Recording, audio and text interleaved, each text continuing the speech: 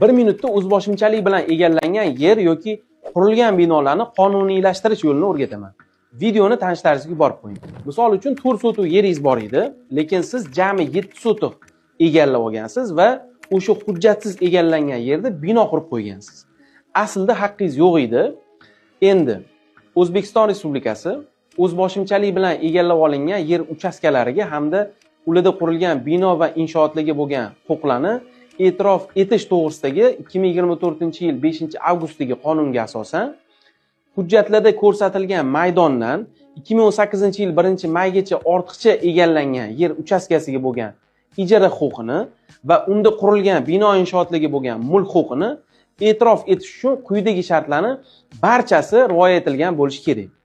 Birinchisi, ortiqcha egallangan yer uchastkasi sizga ajratilgan yer uchastkasiga tutashgan bo'lishi kerak.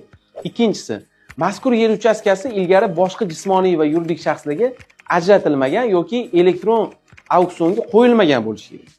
Uchinchisi, mazkur yer uchastkasida foydalanish yuzasidan boshqa shaxslar bilan nizo bo'lmasligi kerak. Va to'rtinchisi, mazkur yer uchastkasi uchun yer solig'i bo'yicha, unda qurilgan bino inshootlar uchun esa mol-mulk solig'i bo'yicha qarzdorlik mavjud bo'lmasligi kerak.